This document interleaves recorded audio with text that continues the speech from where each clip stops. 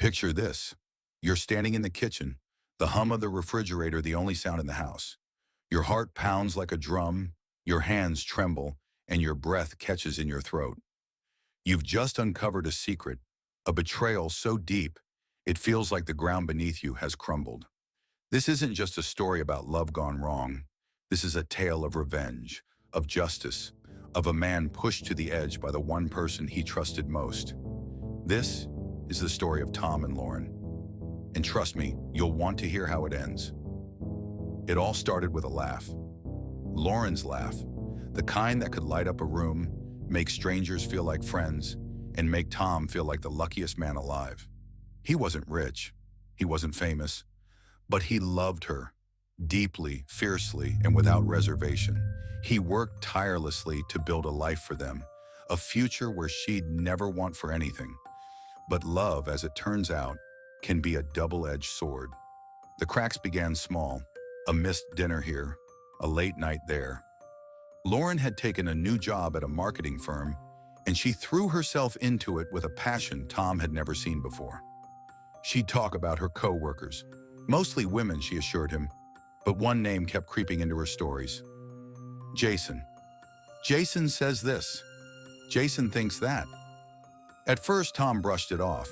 Why wouldn't he? They were married. They had vows, promises, but promises, as he'd soon learn, can be broken. The late nights became more frequent. Her phone, once left carelessly on the counter, was now glued to her hand. She started spending extra time on her appearance. New clothes, new perfume, a spark in her eyes that hadn't been there for months. Red flags waved like banners in a storm, but Tom refused to see them. Love, after all, has a way of blinding you, even as it stabs you in the gut. The breaking point came on a quiet Saturday afternoon. Lauren had gone out for brunch with friends, leaving Tom alone in the house. As he tidied up, her tablet buzzed on the counter. She'd forgotten to lock it, and there it was, a message that would change everything. Jason, can't stop thinking about last night. When can I see you again? Tom's heart raced, his hands shaking as he tapped the screen.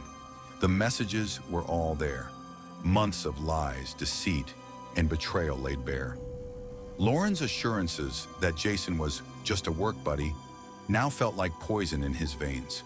When Lauren returned that evening, the tablet was waiting for her on the kitchen table, the damning messages displayed like evidence in a courtroom.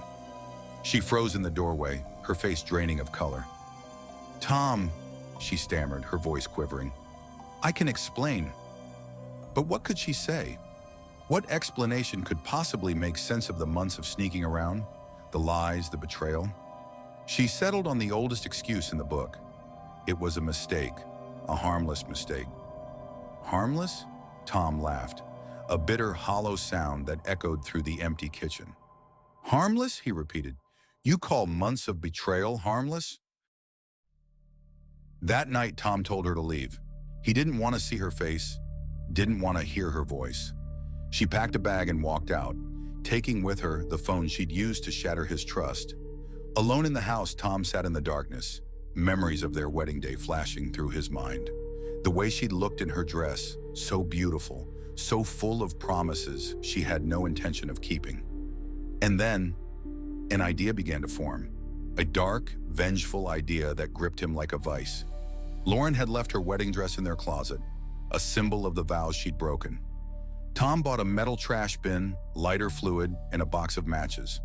That night, he set the dress ablaze in the backyard, watching as the flames consumed the fabric, the lace and satin curling into blackened ash. The smell was acrid, but to Tom, it was the scent of justice.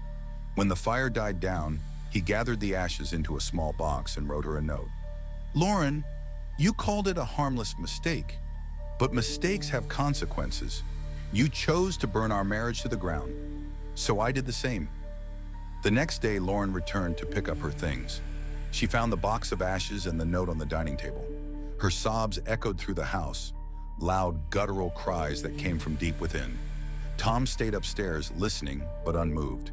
She begged for another chance, but he remained silent. Eventually, she left, slamming the door behind her. She didn't come back. In the weeks that followed, Tom rebuilt his life.